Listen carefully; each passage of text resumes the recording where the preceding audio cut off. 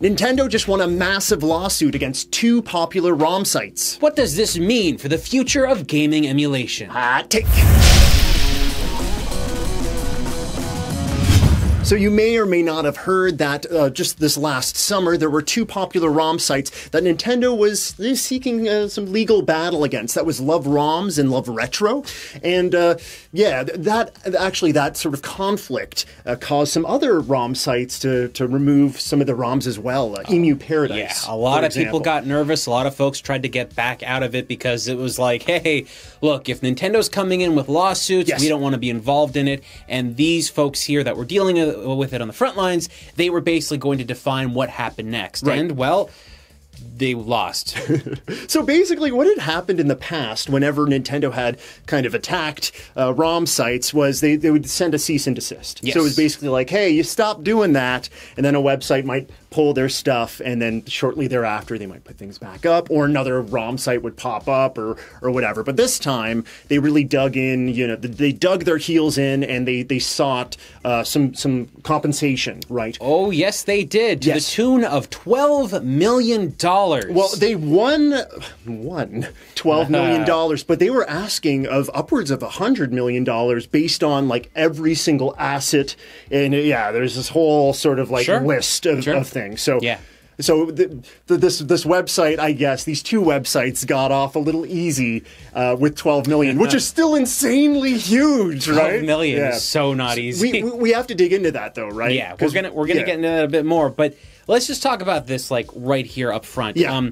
I know the way a lot of people are watching right now that they are defenders of emulation websites in general for the future of preserving video game history.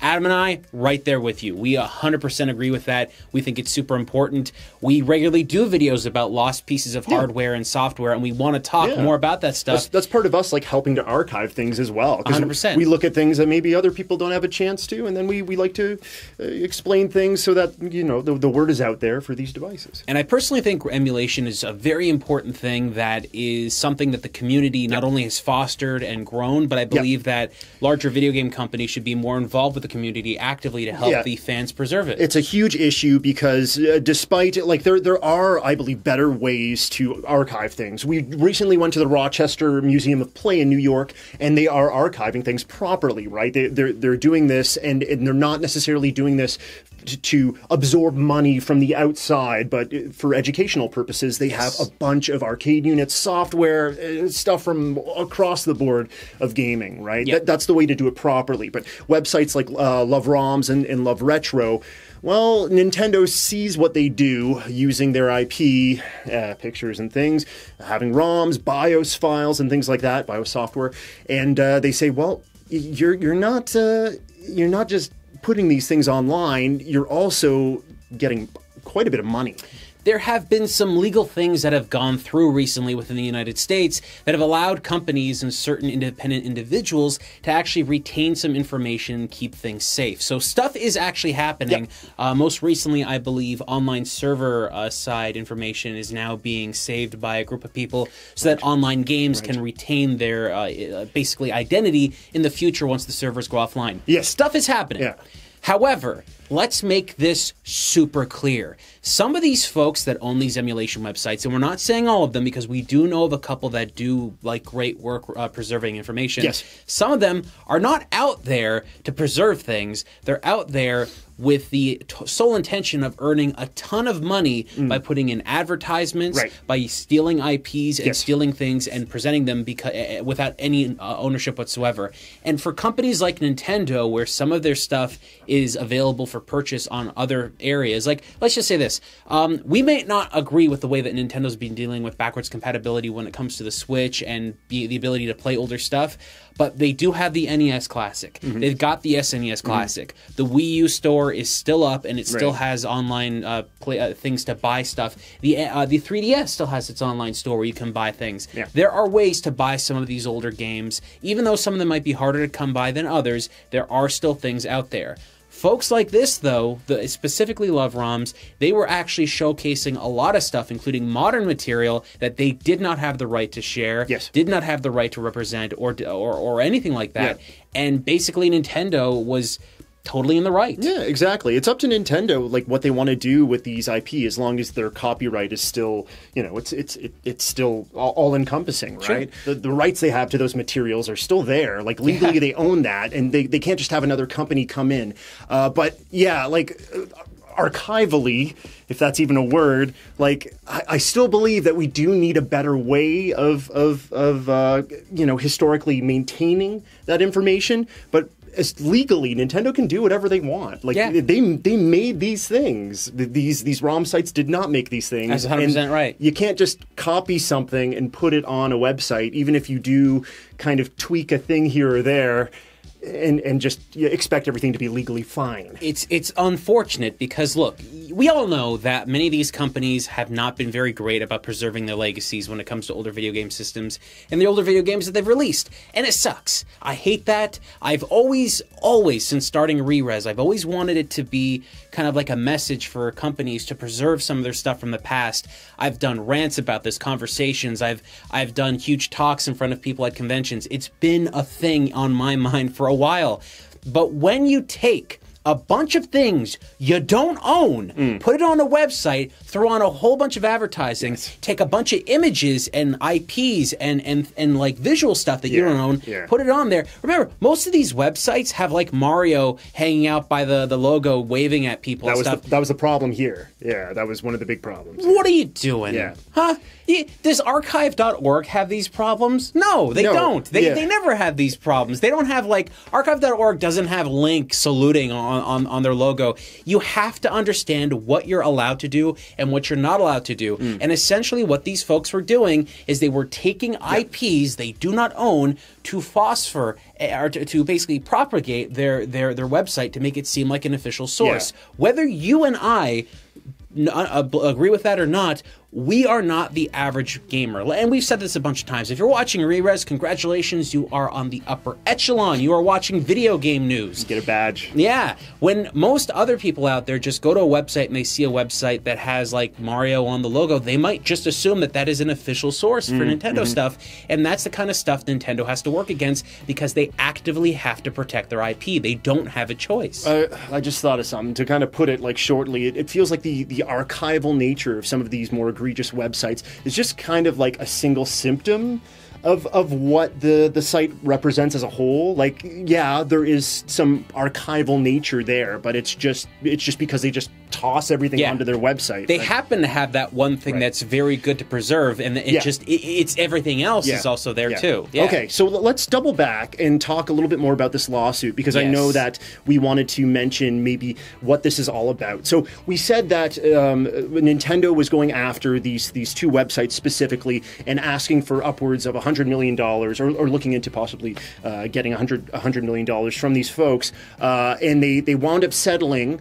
There was a judgment that settled on just over $12 million, right? Yes. But are they actually going to be paying $12 million? That's a lot of money. That's a lot of money. That's a lot of money. Adam and I aren't two mystical people with crystal balls in front of us that can see the future, but there are a couple of things here that we believe may be playing out. Now, the two people that are involved with this website are a husband and wife duo. Yes, that's right. They have agreed to the $12 million outside of court, from what I'm to understand. Right. Well, so officially, as far as like any court document is concerned, they've agreed with Nintendo on this $12 million sort of settlement. Yes. Now, there are private things that might be happening behind the scenes. Yes. So here's what I believe personally is going on, okay? The first spot is that they have agreed to pay $12 million, but they're not actually going to. Nintendo is going to use this as a message to a whole bunch of other websites out there to show them, here's what we did. Here's how we got them to this spot, and you could be charged for the exact same amount. Privately, though, the couple is probably paying a far heavily reduced cost. There are other sort of like online piracy lawsuits that have happened. I was reading up. I can't give you anything specifically, but it's like 10% of Yes. what was put up or less. Like this very much does feel like just like a big billboard saying like, don't mess with us in the same way. And you know what? This has kind of worked, right? Yeah. Because even before we saw the results of this court case, like Emu Paradise Yep. was taking ROMs off of their website. And I think this is what they're trying to establish. They Yeah. basically wanted to scare a whole bunch of people that... Now, look, I don't think Nintendo is super against having some of their stuff preserved. I really don't feel that the company is like that. I just believe that they are getting annoyed about people utilizing their IPs without their rights, Yes. okay? Same thing happens with a bunch of other companies, and I think that what they're trying to do here is basically just, look, we're just going to say you're going to pay 12, you're only going to pay, a smaller amount, whatever. We right? can only guess. Yeah. That might be what's going on here. The other thing is, yeah, they could have been charged $12 million, Yeah. and they might have agreed to pay that because we don't know enough about these two individuals. We don't know how much money they've made from the website. These websites have been around for a really long time. That's right. Think about this. Whenever you went to go download a ROM from one of these websites at the time, and we had seen people do this for years. We've seen so many people utilize these websites. Yeah, when I was a kid, I'm a pirate. When I was in like high school or whatever, I was downloading games and stuff. Old stuff you can't find anywhere else. In some cases, in many cases, when I went to go use these websites, they were for defunct companies that didn't exist anymore. Right. So the rights would actually just be they would go bankrupt, and the rights were never purchased by somebody. So the assets became freeform. Yeah, it was usually games that you could not possibly get your hands on. Yeah. That's the way that I did it. This happens with movies too, by the way, folks. If you didn't know this, Night of the Living Dead, that can be downloaded for free. The people that own the rights had the rights lapse, so that movie is freeform. People have modified it, changed it, and those modifications become works in themselves that have a copyright, but the original version of the film, totally copyright free. Now keep this in mind with what I'm going to say next. If you were to go download that website anywhere, or sorry, that movie anywhere, they could charge whatever amount they want because they are giving you that thing. You can find it on archive.org. But when it came to these websites that were dealing with these ROMs, typically what you would have is one page that is basically a landing page. And that landing page would send you to a library. That library would send you to a page that confirmed for you to download. That download confirmation would usually pop up a bunch of windows, and it would keep on adding stuff like that. What would be everywhere? Advertisements. Now, folks, look. Advertisements, especially in the early days, paid a lot more online, and some of these websites are very old. Well, yeah, Emu Paradise had been around since 2000. Even if they don't want to say they made a lot of money, they made a lot of money. Sometimes they would act like they were not-for-profit, and the money that they were getting would be directly to keep the site alive. But honestly, because there's no public documents that we can see for that kind of stuff, it's hard for us to acknowledge that. So I firmly believe that the people that had these websites made a profit because they wouldn't have done this out of the goodness of their hearts just because they liked retro video games, willing to spend thousands of dollars themselves without any benefit from it. Yeah, I believe that a company like Nintendo wouldn't be chasing after these two sites specifically unless they knew that there was some pretty big numbers behind those websites. Yeah, I really think that's what's gone on here. I really feel that these folks were making a lot of money. Nintendo wanted to stop that because that money should be in their pockets completely. It's their creations. Yeah. It's their creations. And I think the problem I have with these sites existing is that they harm the good sites out there that were actually putting in effort and time into preserving things that are becoming drastically lost. We've been trying to cover a lot of items recently. In fact, most recently we did a video on Tetris Giant, which is a version of Tetris that's available in arcades using a specific arcade board that's based off the Dreamcast, but the only way for us to record direct footage of that is to emulate it on an emulator and find the ISO of the disc somewhere. It's difficult, right? That stuff is not easy, and it's becoming more and more hard as time goes on. Yes, and that's why the archiving process is so very important. So, emulation sites aside, we need to find a good solid way of getting these companies together, talking to them, and just being like, no, historical preservation has to happen. It doesn't necessarily have to mean that another third party or whatever should be making a bunch of money off of this, but for future generations, for developers, for historians, these things need to be saved just as much as books or movies or any sort of media. I mean, we learn from the past, right? We have a friend named Steve. Steve owns a huge group of arcade machines that he Steve's brings awesome. around. And we were just at a convention recently. He had all these arcade machines set up, and we went to go play them.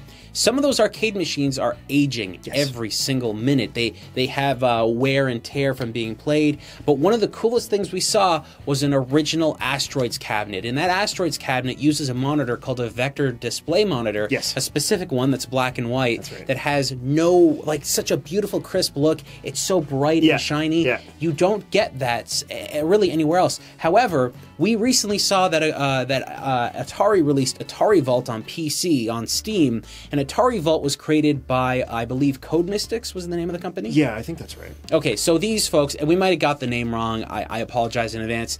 These folks got those games, emulated them, and found out ways to do a software emulation of how that original glow looked on those screens. And from what I've experienced personally, especially if you run these games at a really high resolution, like let's say a 4K screen, maybe OLED, you're going to get something that's very close to what a vector display looks like. Right. That is good preservation. Yeah, exactly. And without having access to like those old arcade caps, because of people like Steve that maintain these devices, like we can have that sort of phosphorus glow, right? Yeah. Yeah. He had other machines as well, like ice cold beer. Sure. Right. Ice cold beer is like a physical game where you're bringing a marble up, and games like that, if they're not preserved properly, like it'll just be dust in the wind, right? Yes. These are things that they need to be maintained. They really do. And this is one of the things that I've talked about several times in the past, especially when it came to pinball machines and stuff like that. Some of these things are physical. They have physical aspects of them that are very difficult to recreate in a digital context. Right.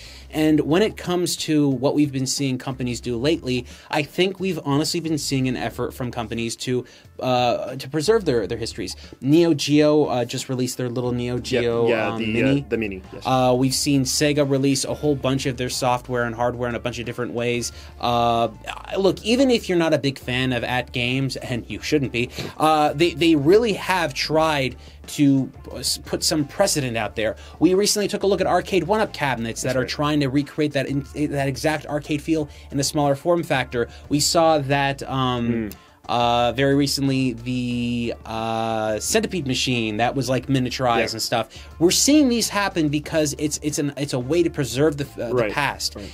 That's important. Yep. These ROM sites are also important. However, they need to be more aware of the things they're allowed to share and the things they're not allowed to share.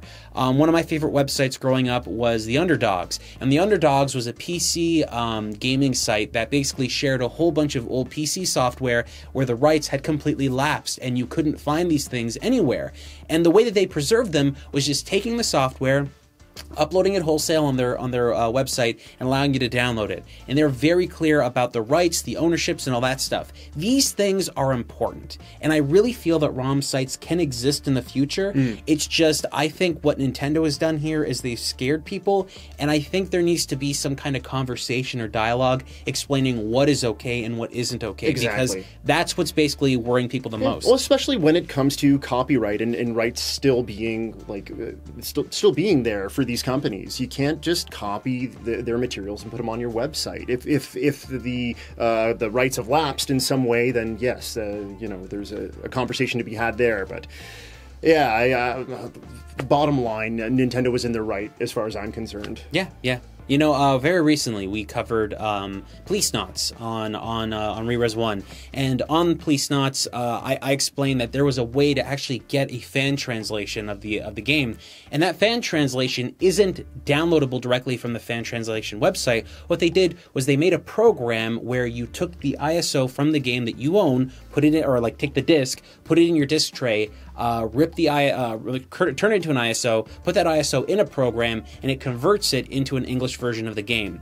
It's hard. It's not an easy thing to do, but there are people out there that are willing to do that, and that is the legal way that you could do that without any issues. I think that's the thing that people should be more concerned about, methods in which we can have those things and methods to store those things. And I feel that companies like Konami and stuff like that should be like, okay, look how hard the community is working to keep these things safe. We should work with them to make that happen. And I think that's what has to happen next. And I honestly feel that Nintendo should be the company to kind of reach out, because after this, You've got $12 million you can spend on preservation now. I mean, come on. Well, it almost feels like if Nintendo begins to embrace the archival process a little bit more, other companies would jump on board because they seem like they're kind of at the head as far as legally reaching out to these websites. Absolutely, it's the way it works. So Nintendo made the NES Classic. Nintendo makes the SNES Classic. Sony releases the PlayStation Classic. Oh, good God, they don't know how to release it, but I mean, hey, at least they're trying, right? This is what matters. When Nintendo sets something down, other companies follow. And I really feel that they've established a great presentation for that kind of stuff, and I think they should just work a little bit harder. A company that's doing it really well right now is, as much as people like to just not like what they're doing in general, Microsoft with the Xbox One has a great backwards compatibility library for original Xbox 360 and even original Xbox games. So that's the kind of stuff I like a lot, and I want to see more of that. But folks, what do you think? Do you believe that we should be seeing more of these ROM sites kind of working with larger companies to preserve things? And are you okay with this lawsuit, or do you think that Nintendo was completely out of the realm of being okay with people?